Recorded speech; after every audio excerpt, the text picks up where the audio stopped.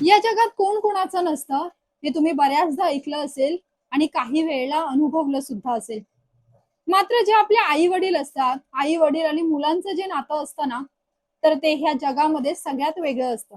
कारण काहीही झालं ना, तर ते आपल्यासोबत खंबीरपणे उभं राहतील याची गॅरंटी, याची शाश्वती आपल्याला असते. मात्र हरियाणाच्या सोनीपत मध्ये नात्यांचीच अंत्ययात्रा निघाल्याचं दिसलंय. ही गोष्ट आहे कापड व्यावसायिक शिवचरण गुप्ता यांची. त्यांचं जेव्हा एका वृद्धाश्रमामध्ये निधन झालं, त्यानंतर त्यांच्या तीनही मुली ज्या शिक्षिका आहेत त्या त्यांच्या अंत्यसंस्काराला आल्या नाही.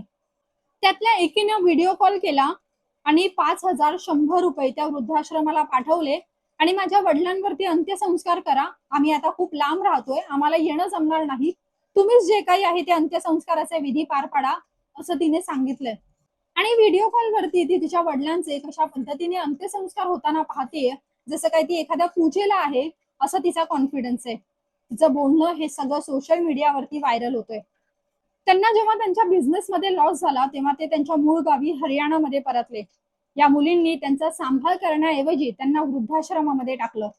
त्यांची बायको सुद्धा वृद्धाश्रमामध्येच गेल्या काही वर्षांपूर्वी तिचं निधन झालं.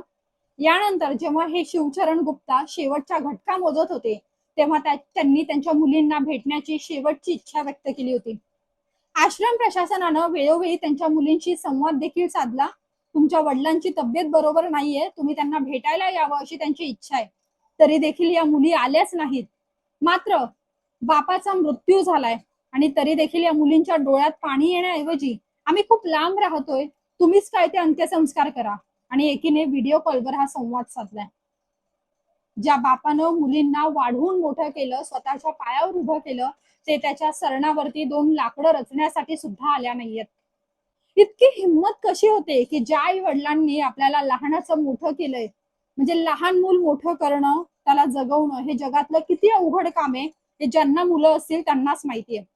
मात्र जेव्हा लग्न होतं, नवरा किंवा बायको मिळते, जेव्हा त्यांना मुलं होतात, त्यावेळेला ते स्वतःच्याच आई वडिलांना विसरतात आणि मरेपर्यंत वृद्धाश्रमामध्ये ठेवतात. खरंच कलयुग आहे.